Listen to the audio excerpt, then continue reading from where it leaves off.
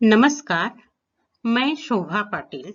आज हम निराला भाई संस्मरण का 7वां भाग देखने वाले हैं। इस पाठ की लेखिका महादेवी वर्मा हैं। निराला भाई इस पाठ का यह 7वां गद्यांश है। अब हम संस्मरण के अंतिम भाग की ओर जा रहे हैं।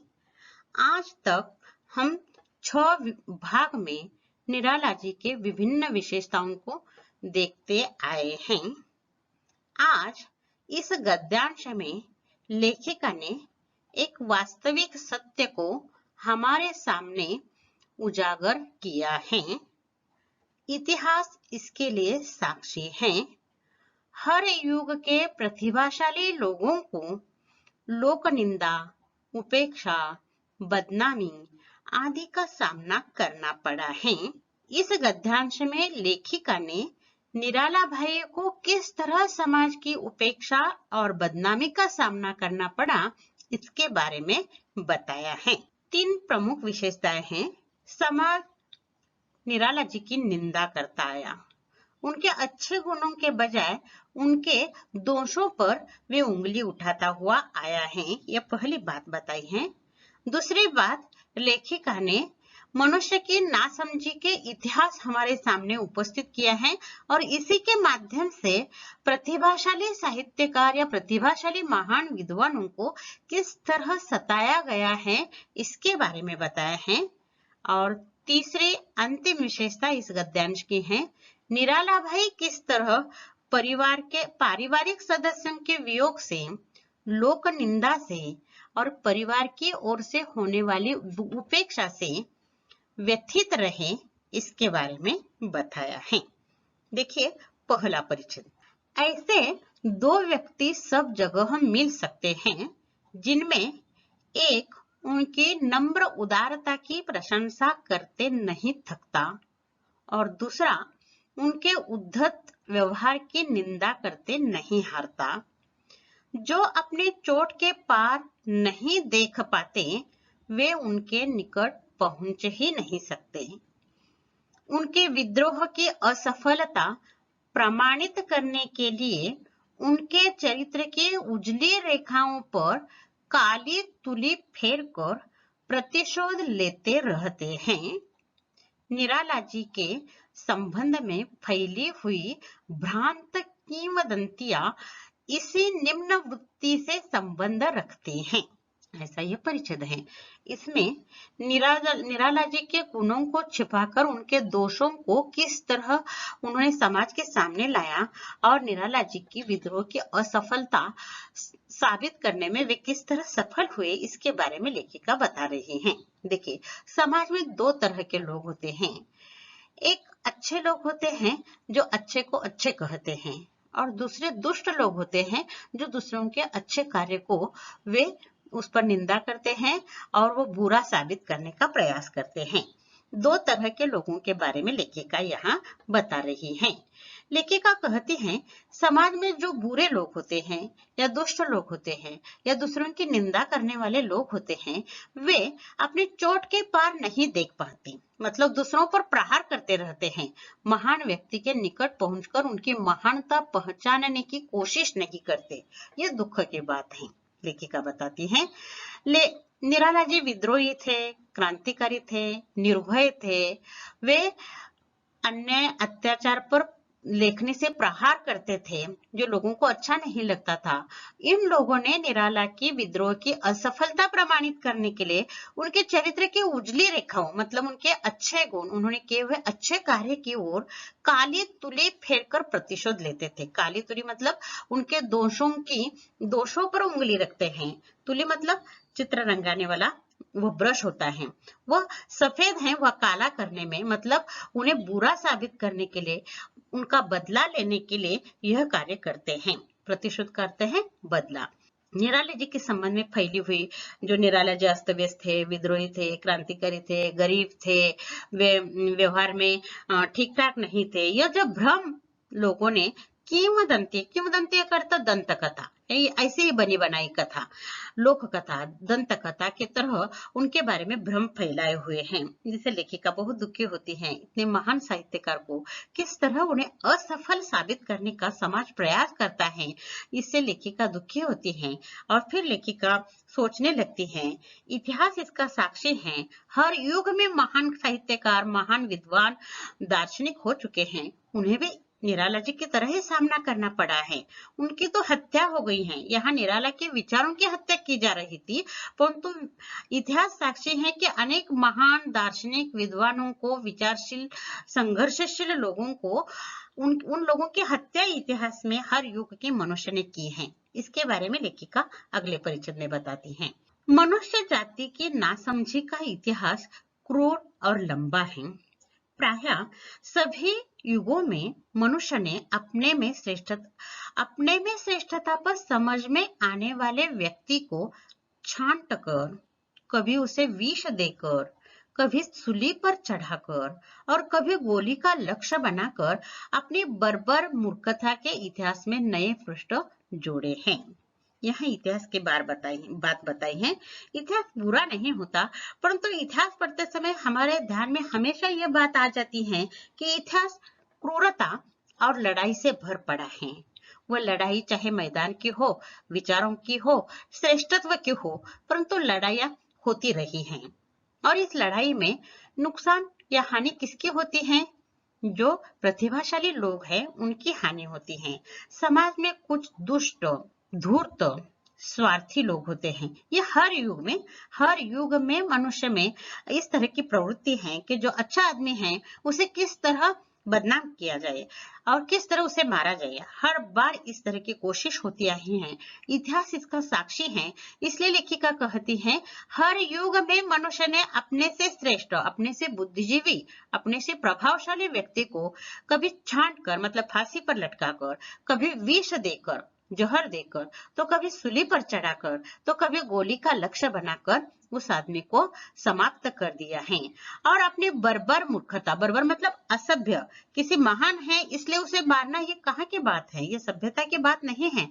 असभ्य मूर्खता इन लोगों ने की है और इतिहास के नए पृष्ठ इससे जोड़ते गए हैं।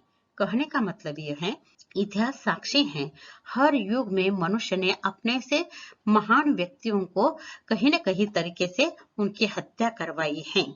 यह लेखिका ने यहाँ बताया है। यह प्रतिभाशाली व्यक्ति को मिला शाप है, यह भी बताना चाहती है लेखिका। अब देखिए, इस परिच्छेद में कठिन शब्द तो ज्यादा नहीं है, बर्बर का मतलब असभ्य है, परंतु एक आकलन कृति निकलती है। देखिए, सभी युगों में मनुष्य ने अपने से श्रेष्ठ समझने वाले लोगों के साथ ये किया है। क्या किया है? उन व्यक्तियों को छांट दिया है, उन व्यक्तियों को विष देकर मारा है, उन व्यक्तियों को सूली पर चढ़ा दिया है, उन लोगों को गोली का लक्ष्य बनाया है। ये 4 उत्तर हैं। 2 अंक के लिए आकलन कृति पूछी जाती है। सभी युगों में मनुष्य ने अपने से प्रतिभाशाली लोगों को इस तरह समाप्त किया है, इस तरह उनके साथ व्यवहार किया है, छांट कर, विष देकर, सूली पर चढ़ाकर और गोली का लक्ष्य बनाकर। यह महत्वपूर्ण आकलन कृति इस परिच्छेद में है। आगे देखिए, प्रकृति और चेतना न जाने कितने निष्फल प्रयोगों के उपरांत ऐसे मनुष्य का सृजन कर पाती हैं जो अपने सृष्टाओं से श्रेष्ठ हो, पर उसके सजातीय ऐसे अद्भुत सृजन को नष्ट करने के लिए इससे बड़ा कारण खोजने की भी आवश्यकता नहीं समझते कि वह उनकी समझ के परे हैं अथवा उसका सत्य इनकी भ्रांतियों से मेल नहीं खाता। पूरा परिच्छेद ही एक वाक्य है। देखिए, यहाँ महत्वपूर्ण 4 बातें देखनी है। पहली बात है, महान व्यक्तियों का निर्माण या सृजन या उसकी उत्पत्ति ऐसी ही नहीं होती, इसके लिए बहुत बार प्रयास करना पड़ता है। प्रकृति और चेतना न जाने कितने निष्फल प्रयोगों के उपरांत ऐसे मनुष्य का सृजन कर पाती हैं। मतलब प्रकृति का मतलब निसर्ग, चेतना का अर्थ है अलौकिक बुद्धि, निसर्ग और अलौकिक बुद्धि बहुत बार प्रयास करने के बाद ऐसे महान व्यक्ति धरती पर अवतरित होती हैं या धरती पर उनकी उत्पत्ति होती है। यह इसका पहला अर्थ, पहले वाक्य का। जो अपने सृष्टाओं से श्रेष्ठ हो पर उसके सजातीय ऐसे अद्भुत सृजन को नष्ट करने के लिए इससे बड़ा कारण खोजने की आवश्यकता नहीं समझते। कि महान प्रयासों से महान आत्माएं धरती पर उत्पन्न होती हैं, वो निर्माता से भी श्रेष्ठ होती हैं। सृष्टा मतलब निर्माता, निर्माता मतलब ईश्वर नामक शक्ति जिन्होंने हमें निर्माण किया है, वो निर्माता से भी श्रेष्ठ होती हैं। परंतु ऐसे सजातीय मतलब उनके विचारों के, उनके जैसे बुद्धिमान लोगों को यह आश्चर्यचकित करने वाली निर्मिति नष्ट करने के लिए उन्हें दूसरा कोई कारण नहीं मिलता, बस उनकी हत्या कर देना। वो हमसे श्रेष्ठ है, उन्हें नष्ट कर दो। इस तरह की दुष्ट बुद्धि इन लोगों में जागृत हो जाती है। लेखिका यहाँ कहती है उनकी समझ के परे हैं, वे उन महान व्यक्तियों को समझ ही नहीं सकते हैं, उनकी समझ के बाहर की चीज है, अथवा उसका सत्य इनकी भ्रांतियों से मेल नहीं खाता। मतलब उसका सत्य, उसका जो मत है वो उन महान व्यक्तियों के साथ मेल नहीं खाता। भ्रांति का अर्थ यहाँ भ्रम है, दोनों में भ्रम हो जाता है कि वो अपने को असुरक्षित समझने लगते हैं और अपनी सुरक्षा के लिए प्रतिभाशाली व्यक्तियों की हत्या की जाती है। और इतिहास इसका साक्षी है। इस परिच्छेद में दो बातें बताई हैं। महान आत्माएं पैदा होने के लिए बहुत बार प्रयास किया जाता है। प्रकृति और चेतना, ये दोनों अनेक बार प्रयास करने के बाद महान आत्मा धरती पर अवतरित होती है। दूसरी, यह महान आत्मा जिन्होंने उसे निर्माण किया है उस निर्माता से श्रेष्ठ होती है। और तीसरी, यह महान आत्मा समाज के लोगों को असुरक्षित लगती है और अपनी सुरक्षा के लिए इन लोगों को समाप्त किया जाता है। यहाँ ये तीन महत्वपूर्ण बातें बताई हैं। अगला परिचय देखिए, अंतिम परिचय इस गद्यांश का बहुत महत्वपूर्ण है। यह इतिहास, यह महान आत्माएं, इसके बारे में लेखिका बताती इसलिए थी कि निराला जी इस श्रेणी में आते हैं, क्योंकि निराला जी भी अपने युग के विशिष्ट प्रतिभाशाली साहित्यकार थे और इसलिए लेखिका ने ये दो परिच्छेद निराला से संबंधित इतिहास साक्षी हैं, प्रतिभाशाली लोगों का छल किस तरह किया जाता है इसके बारे में। अंतिम परिच्छेद निराला पर आधारित है। देखिए, निराला जी अपने युग की विशिष्ट प्रतिभा हैं, अतः उन्हें अपने युग का अभिशाप झेलना पड़े तो आश्चर्य नहीं। उनके जीवन के चारों ओर परिवार का वह लोहसार घेरा नहीं है जो व्यक्तिगत विशेषताओं पर चोट भी करता है और बाहर की चोटों के लिए ढाल भी बन जाता है। उनके निकट माता, बहन, भाई आदि के कुंपल उनके लिए पत्नी वियोग के पतझड़ बन गए हैं। आर्थिक कारणों ने उन्हें अपने मातृहीन संतान के प्रति कर्तव्य निर्वाह की सुविधा भी नहीं दी। पुत्री के अंतिम क्षणों में वे निरुपाय दर्शक रहे और पुत्र को उचित शिक्षा से वंचित रखने के कारण उसकी उपेक्षा के पात्र बने। यह परिच्छेद है, इसमें तीन बातें बताई हैं। पहली बात, निराला जी अपने युग के प्रतिभाशाली साहित्यकार हैं।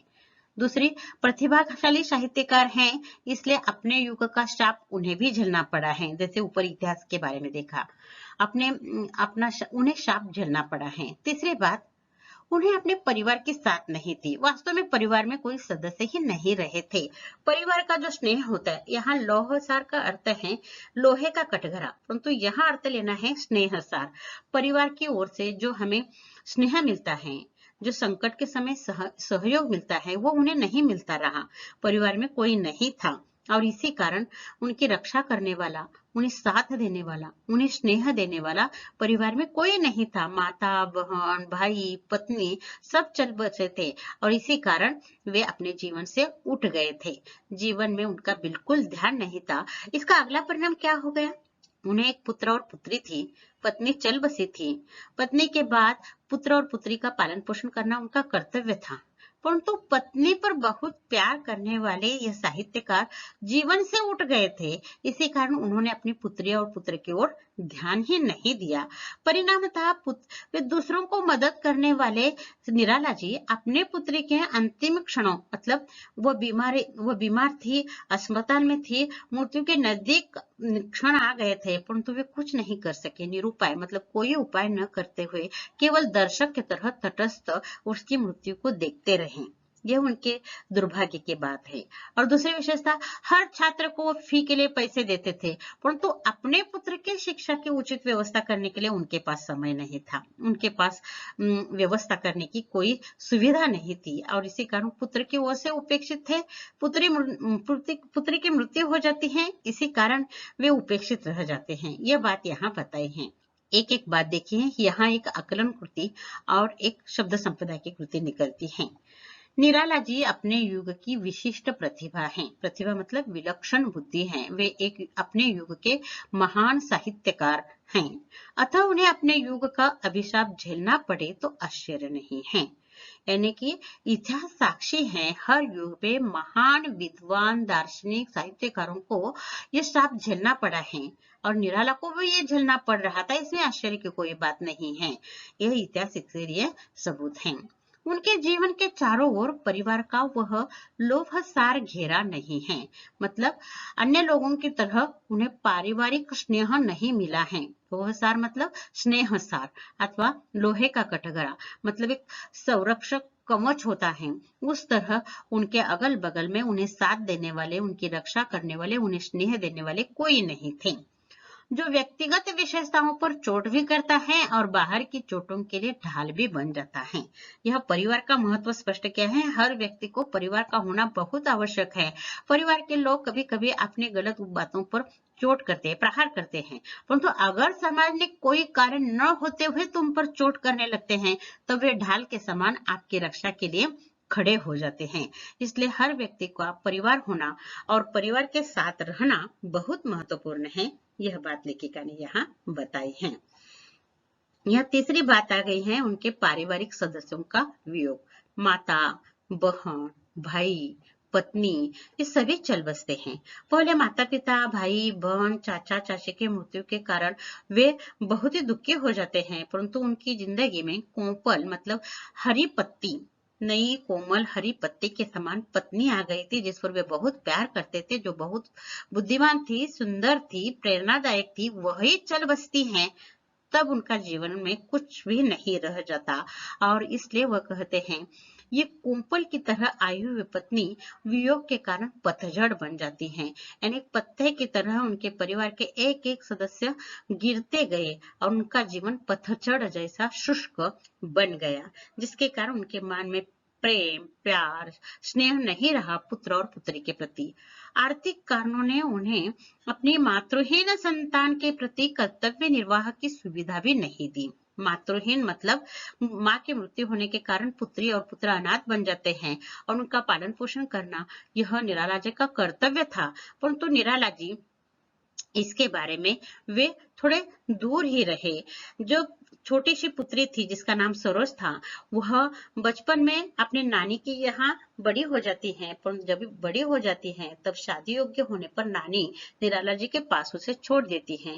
निराला जी विद्रोह प्रवृत्ति के थे, वो समाज के विरोध में जाकर उसकी शादी अन्य समाज के युवक से करते हैं, परंतु वह शादी सफल नहीं होती, क्योंकि शादी के बाद वो पुत्री तुरंत बीमार पड़ जाती है, उसकी मृत्यु हो जाती है। उसकी बीमारी में इलाज करने के लिए उनके पास पैसे नहीं थे, कोई उपाय नहीं कर सके उसे बचने के लिए। यह भी उसके जीवन की यह एक उपेक्षित बात है। और दूसरी एक उनका पुत्र था, उसकी उच्च शिक्षा का इंतजाम करना पिता का कर्तव्य था, परंतु पिता वे कर नहीं सके। इसी कारण पुत्र के मन में पिता के प्रति उपेक्षा रही। यह पुत्र और पुत्री के लिए वे कर्तव्य निर्वाह नहीं कर सकते, कारण आर्थिक। पहले वे नौकरी करते थे, परंतु बाद में वे नौकरी भी छोड़ देते हैं और केवल लेखन में अपना मन लगाते हैं। परिणामतः पुत्री और पुत्र की ओर उनका ध्यान नहीं रह जाता, इसी कारण वे उपेक्षित रह जाते हैं। यहाँ यह परिच्छेद समाप्त हो जाता है। इस परिच्छेद में देखिए एक शब्द संपदा के लिए कृति है और एक आकलन कृती है। आकलन के लिए बघा, देखिए, आर्थिक कारणों के कारण पिता निराला जी ये नहीं कर सके। क्या नहीं कर सके? एक उत्तर है, पुत्री के अंतिम क्षणों में वे निरुपाय दर्शक रहे। और दूसरा उत्तर है, पुत्र को उचित शिक्षा से वंचित रखना। ये दूसरा उत्तर है। पुत्र और पुत्री के प्रति वे कार्य कर्तव्य नहीं निभा सके। ये आकलन कृति के लिए पूछा जाता है। यहाँ माता, बहन, भाई, पत्नी, पुत्र, पुत्री, यह जो रिश्ते आ गए हैं, इसी पर लिंग परिवर्तन कीजिए। इस तरह की शब्द संपदा की कृति निकलती है। देखिए, माता, पिता, बहन, भाई, पत्नी, पति, पुत्र, पुत्री। इस तरह लिंग परिवर्तन के लिए यह शब्द संपदा की कृति पूछी जाती है। और कठिन शब्दों के अर्थ लिखिए। इसके लिए कुंपल, हरी पत्ती, पतझड़, पतझड़ का अर्थ पत्ते गिरना, शुष्क मौसम, अभिशाप, शाप, लोहसार, स्नेहसार या लोहे का कटघरा। इस तरह कठिन शब्दों के लिए अर्थ पूछे जाते हैं। और यहाँ यह गद्यांश समाप्त हो जाता है। अब हम इस गद्यांश पर आकलन कृति, शब्द संपदा और अभिव्यक्ति देखते हैं। देखिए, ये गद्य पाठ है। कृति 1, निम्नलिखित पठित गद्यांश पढ़कर दी गई सूचनाओं के अनुसार कृतियां पूर्ण कीजिए। आकलन कृति 2 अंक के लिए है। देखिए, 2 निकाली है यहाँ। एक देखिए, हर युग के मनुष्य ने अपने से श्रेष्ठ और प्रतिभाशाली व्यक्ति के साथ ये बर्बर मूर्खता की है। उस व्यक्ति को छांट कर, कभी उसे विष देकर, कभी सूली पर चढ़ाकर, कभी गोली का लक्ष्य बनाकर लोगों को इस तरह मार दिया है, उनकी हत्या कर दी है। दूसरी आकलन कृति देखिए, आर्थिक कारणों के कारण कर्तव्यहीन पिता निराला, पुत्री के अंतिम क्षणों में निरुपाय दर्शक रहना, पुत्र को उचित शिक्षा से वंचित रखना, यह कर्तव्यहीन पिता निराला की विशेषता है। अब इस पर शब्द संपदा देखिए। लिंग परिवर्तन कीजिए, जो हमने अभी देखे हैं। माता, पिता, भाई, बहन, पुत्र, पुत्री, पत्नी, पति, ये रिश्ते पर आधारित लिंग परिवर्तन आ गया है, इसलिए लिया है। दूसरी शब्द संपदा की कृति देखिए, निम्नलिखित शब्दों के अर्थ लिखिए।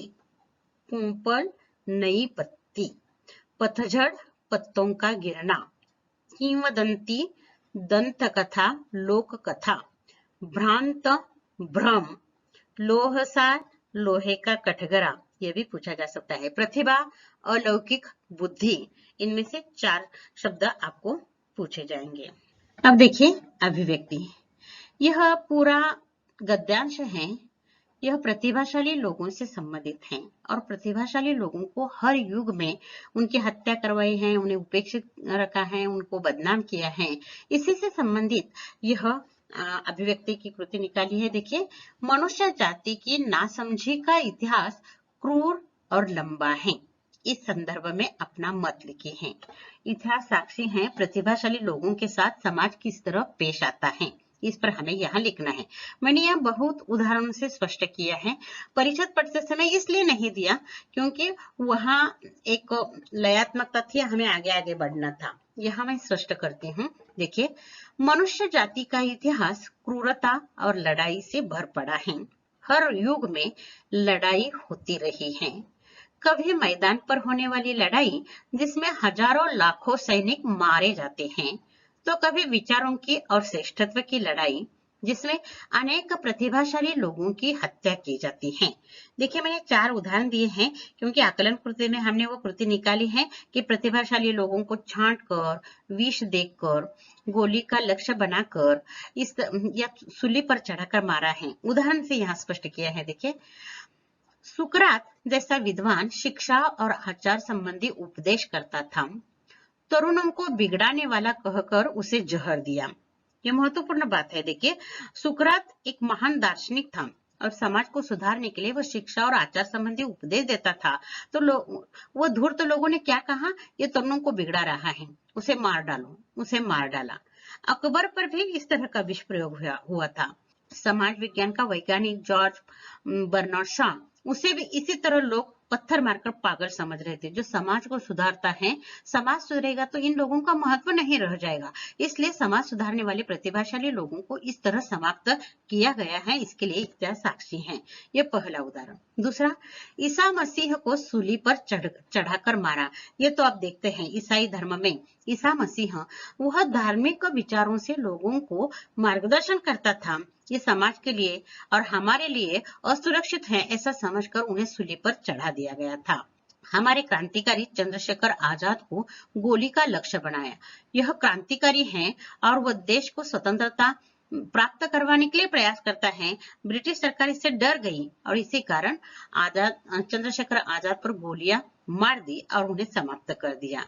उसी तरह भगत सिंह, सुखदेव, राजगुरु को फांसी पर लटकाया। छांट कर मतलब फांसी पर लटकाया उन्हें। ये लोग उनके लिए खतरनाक साबित हो गए और इसलिए इस तरह के महान प्रतिभाशाली लोगों को कभी छांट कर, कभी जहर देकर, कभी गोली का लक्ष्य बनाकर, तो कभी उन्हें सूली पर चढ़ाकर इन लोगों ने मार दिया है। इसलिए मैंने 4 उदाहरण लिए हैं। पहला सुकरात का उदाहरण है, दूसरा ईसा मसीह का है, तीसरा चंद्रशेखर का है और चौथा भगत सिंह, सुखदेव, राजगुरु का है। आप और भी उदाहरण से यह स्पष्ट कर सकते हैं किस तरह प्रतिभाशाली लोगों को मार डाला गया है। हर युग के प्रतिभाशाली लोगों को लोक निंदा और उपेक्षा का सामना करना पड़ा है। और अब हम आते हैं निराला पर। निराला जी भी अपने युग के प्रतिभाशाली साहित्यकार थे, जिन्हें लोक निंदा, पारिवारिक सदस्यों का वियोग और उपेक्षा की व्यथा सहन करनी पड़ी है। इस तरह मनुष्य जाति का नासमझी का इतिहास क्रूर और लंबा है। इस पर आपको अपना मत लिखना है। और भी ऐतिहासिक उदाहरण आपको मालूम हो तो उदाहरण से यह नासमझी का इतिहास किस तरह क्रूर और लंबा बन गया है, इसके बारे में आपको इस अभिव्यक्ति में अपना मत लिखना है। यहाँ यह 7वां भाग या 7वां गद्यांश कृति सहित पूर्ण हो गया है। अब इस संस्मरण का अंतिम भाग हम अगले वीडियो में देखेंगे। धन्यवाद।